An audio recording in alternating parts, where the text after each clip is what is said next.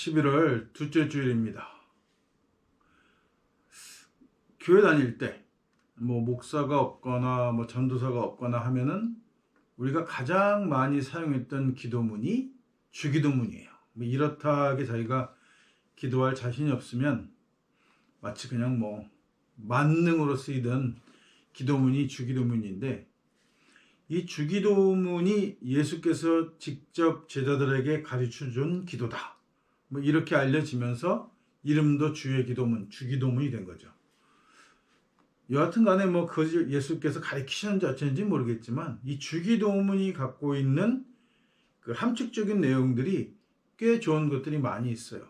그 중에 하나가 바로 오늘날 우리에게, 지금 우리에게 일용할 양식을 주옵시고, 이 표현이 굉장히 좋은 표현인 거죠. 일용할 양식이라는 겁니다. 오늘 드리고 싶은 말씀은 이 일용할 양식이에요. 근데 주기도문에서 일용할 양식을 주옵시고 라고 이게 하다가 보니까 이게 두 가지 의미로 해석이 되어지는 거죠. 일용할 양식을 주신다, 이런 의미도 들어있고, 일용할 양식을 주십시오, 이렇게 해석할 수도 있다는 거예요. 가진 사람에게는 내게 오늘 주어진 모든 것들이 다 일용할 양식으로 주어진 것이니까 감사할 수 있다, 이런 의미가 되고, 없는 사람에게는 내가 오늘 일용할 양식이 필요하니까 일용할 양식을 주시옵소서 라고도 해석될 수 있는 구절이란 말이죠. 그러니까 우리 삶에서 이 일용할 양식이 우리에게 어떻게 다가왔느냐 하는 거예요. 주어진 것에 감사하고 있다. 우리 흔히 그 표현 중에 이런 거 있잖아요. 내 잔이 넘치나이다. 내가 받은 은혜와 재물과 이런 것들의 복이 흘러 넘친다는 표현을 많이 한단 말이에요. 그러면 흘러 넘쳐서 감사하다, 이렇게 끝나버리는 거죠. 근데 사실은 정말 우리가 예수의 제자고 우리가 예수쟁이라고 한다면 흘러 넘치는 것만으로 끝나면 안 되는 거예요. 이게 내 잔이 흘러 넘친다는 것, 내 잔을 일용할 양식이라고 할게요. 일용할 양식이 있는데 이 잔에서 흘러 넘친다고 하는 것은 내 것이 아니라는 의미가 들어있는 거죠. 그러니까 사람들이 욕심을 키우는 겁니다. 흘러 넘치지 않도록 잔의 크기를 키우는 거예요. 우리가 학교 다니면서 배웠던 고사들 중에 이런 얘기가 있어요. 왕이 아끼는 신하가 있었는데, 이 신하가 너무나 술을 많이 마셔서 건강상의 문제도 있고 많이 어떤 다른 문제들이 생기니까 왕이 술잔을 하나 하사합니다. 금잔을 하나 하사하면서 요 한 잔만 하루에 마시도록 하라고 어명을 내리는 거죠. 근데 얼마 지나고 보니까 이 신하가 계속해서 만취해 있는 상태인 거예요. 나는 분명히 너한테 내가 내려준 잔으로만, 한 잔으로만 술을 마시라고 했는데 너는 어떻게 만취를 하느냐 해서 물어봤더니 그 잔을 보여주는데, 이 잔을 사람을 시켜서 얇게 펴가지고 이따만하게 큰 대접을 만든 거예요. 그 잔을 가지고. 그러니까 임금이 하사한 그 잔을 늘려서 큰 잔 하나를 만져서 하나를 마시니까 늘 만취한 상태가 되는 거죠. 이런 식으로 자기 욕심을 키운단 말이에요. 사실 우리가 어려서부터 받은 교육의 대부분은 그릇을 키우라는 그 교육을 굉장히 많이 받았어요. 그게 성공이고 욕망을 가지고 있고 어떤 꿈을 가지고 있고 희망을 가지고, 이런 것들을 통해서 자기의 영향력을 넓혀서 큰 사람이 되라고 한다는 거죠. 굉장히 좋은 의미 같아요. 근데 자세히 들여다보면 끊임없는 욕망을 부추기는 교육을 하고 있는 거예요. 서구 문명은 그렇게 발달돼 왔단 말이죠. 동양 문명도 크게 다르진 않아요. 이 문명 자체가 사람의 욕망, 더 갖고 싶고 더 잘 살고 싶고 더 행복하고 싶은 것들을 이용해서 문명이 발달되었단 말이에요. 근데 주어진 재화는, 주어진 곡식은, 주어진 돈은 한정적인데 내가 남보다 잘 살기 위해서는 뺏는 방법이 가장 손쉽고 편하고 효율적인 방법이었다는 거죠. 그러니까 중세 때 마녀 사냥의 대부분도 내가 저 사람을 마녀로 모아서 죽일 수만 있으면, 또 중종 때 한참 그 바적을 역모죄다, 그래서 그게 성립이 되면 상을 푸짐하게 받았단 말이죠.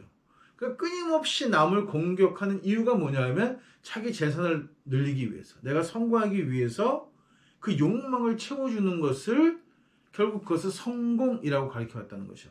잘못됐다고 해요. 이게 잘못된 성공이라고 얘기를 하면서도 바뀌지 않는 이유는 본질적으로는 욕망을 키우는 것 교육, 욕망을 키우고 그 욕망을 잘 갈무리해서 더 큰 욕망으로 만들어내는 것을 성공이고 노력이라고 그렇게 꾸준히 가르쳐 오기 때문인 거죠.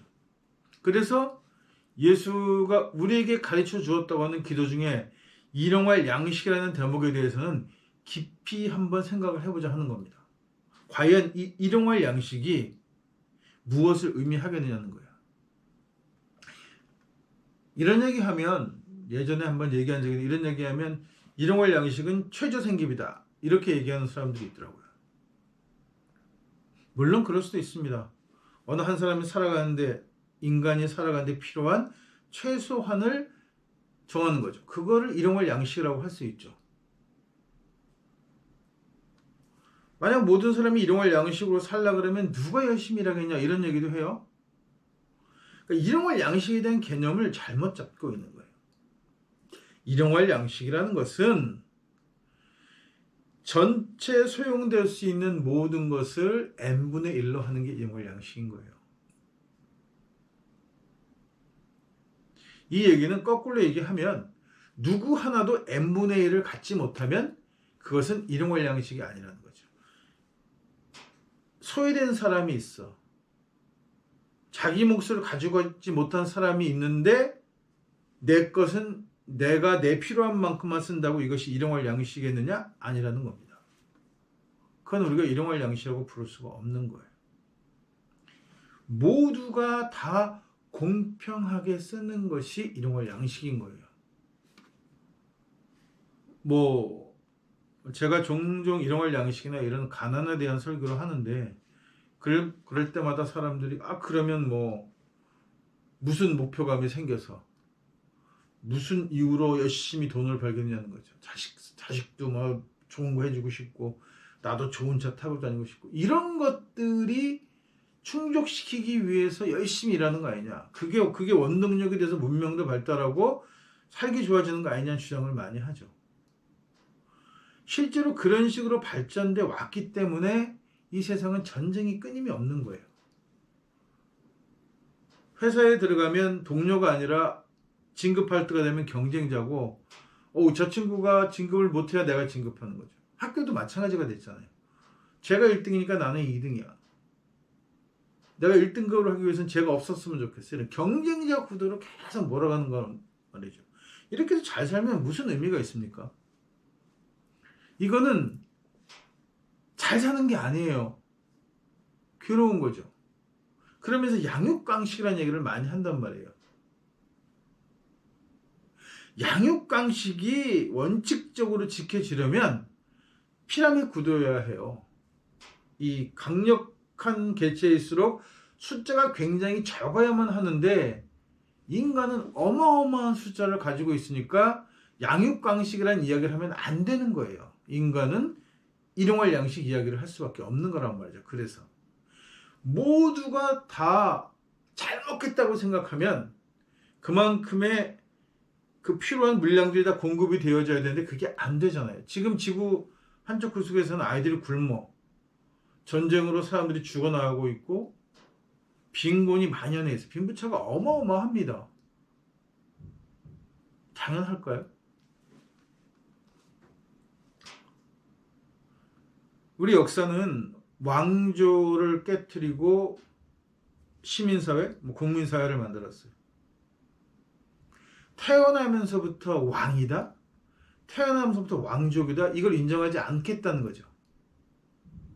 근데 이거는 인정하지 않겠다는 사람들이 많아요. 물론 지금도 여전히 왕들이 존재하고 왕족들이 그 나라에서 가장 부자들이고 이런 나라들이 널려 있지만, 그럼에도 불구하고 원칙적으로 태어나면서부터 왕족이다, 피가 다르다, 신분이 정해져 있다는 것은 인정하지 않겠다는 분위기가 굉장히 팽배해져 있어요. 그런데 거꾸로 태어나면서부터 부자인 거는 당연하게 생각한다는 거죠. 나는 노력을 안 했잖아요. 내가 태어나 보니까 재벌 2세면 나는 노력한 게 없잖아요. 내 부모가 노력한 거지. 그 부모가 노력한 거니까 당연히 내 거야 라고 하는 거나, 나는 몰랐는데 태어나 보니까 내가 왕자네 하는 것과 전혀 다르지 않단 말이죠. 똑같은 거예요. 그런데 이게 신분으로 하면 멀쩡한 것들도 자본이 도입되면 이 욕심을 버리지 못해. 자본주의가 그렇게 탄생한 거기 때문이에요. 장사로 돈을 벌었는데 귀족은 아니야. 정치적인 영향력을 행사하고 싶은데 귀족이 아니니까 한계가 있어.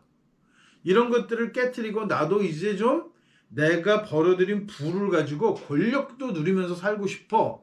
이렇게 일어난 게 시민혁명이죠. 말은 시민혁명이지만 자본가들의 혁명이었단 말이에요. 시민은 그냥 앞장 세웠을 뿐이죠. 그래서 시민들이 잘 살게 되었습니까?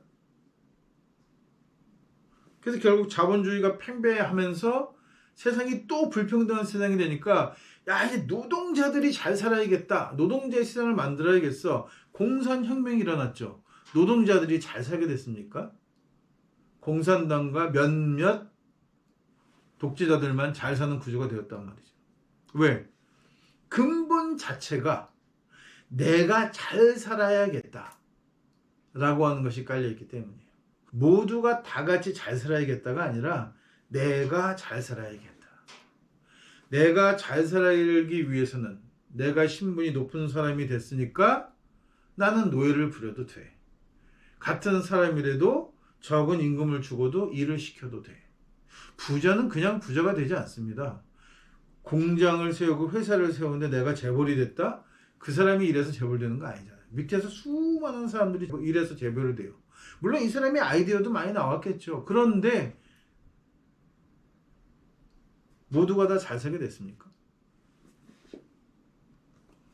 중소기업 같은 데를 사람들이 피하기도 하고 뭐 대우도 안 좋다고 하지만, 제가 보았던 중소기업의 가장 큰 문제는 뭐가 있냐면, 조그만 회사에서 으쌰으쌰 했고 막 열심히 일을 했어요.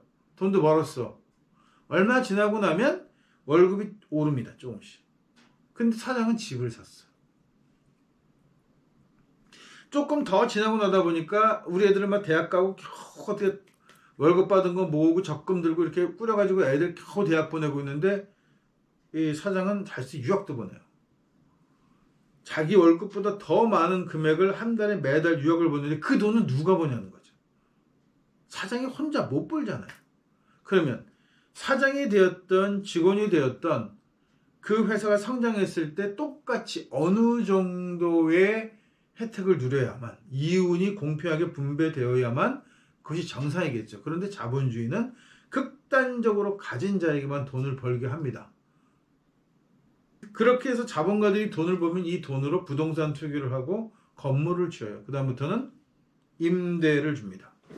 임대업은 정말 천박한 직업 중에 하나예요. 임대업자들은 노동을 하지 않고 자본으로 자본을 벌어들인 거예요. 이건 아주 성서도 이거를 죄악이라고 하고, 저는 그런 걸 떠나서 이건 죄라고 생각하는 거예요.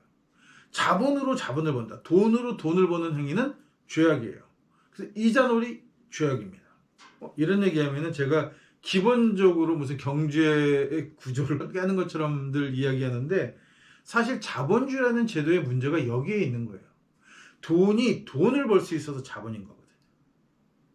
돈으로 돈을 벌면 안 돼요. 노동을 하거나 혹은 노력해서 내가 그만큼의 대가를 가져가야 되는 거지, 단지 돈을 굴러서 그 돈이 돈을 만들어내는 구조는, 이거는 분명하게 문제가 있는 제도라는 거죠. 그러니까 일용할 양식이라는 것은 이런 것들을 깨트려내는 거예요. 그래서 모두가 다 잘 먹고 모두가 다 잘 살고 혹은 모두가 다 어렵고 같은 시기를 겪어내는 것, 그것이 곧 일용할 양식이라는 거죠. 저는 서구 문명의 천박함은 그런 데 있다고 봐요. 비행기를 타도 1등석이 있고 뭐 비즈니스가 있고 이코노미가, 배를 타도 마찬가지로 1등석이 있고 뭐 이렇게 자동차도 쓸데없이 어마어마하게 비싼 차들이 존재하고, 옛날에 마차를 탈 때는 한 마리만 끌어도 되는 마차를 2마리, 4마리, 6마리, 8마리 자기 부를 과시하면서 더 많은 말들을 끌게 하는 거죠. 이거를 당연시 하는 거예요. 이것을 통해서 발전한다고 하는 게 자본주의예요. 공평함은 존재하지 않습니다. 애당초. 왜냐하면 자기네들이 누리고 있는 것들, 공평함이 부유한 자들, 가진 자들 안에서만 공평해야 하니까 그 공평함을 떠받치는 무언가가 존재하는 거예요. 노예제도가 되든 간에 식민지가 됐든 간에. 근대에 들어와서 서구가 잘 살게 된 거는 식민지에서 피땀 흘린 것들을 강탈했기 때문입니다. 그게 없었으면 서구가 지금처럼 잘 살 수 없어요. 근데 자기네들이 선진국 이야기를 하면서 여전히 지금까지도 값싼 노동력이라는 말을 사용해서 식민지 시장의 노동을 착취하고 있단 말이죠. 그러니까 애당초 기독교의 총본산이라고 할 수 있는, 기독교의 근거지라고 할 수 있는 서구에서 일용할 양식은 단 한 번도 지켜져 본 적이 없는 개념인 겁니다. 이 개념 자체가 굉장히 모호한 거예요. 그러니까 이제라도 예수가 우리에게 하고 싶었던 일용할 양식은 무엇인지, 어떻게 살아가는 것이 일용할 양식으로 살아가는 삶인지 한번 깊이 생각해 봐야 한다는 말씀입니다.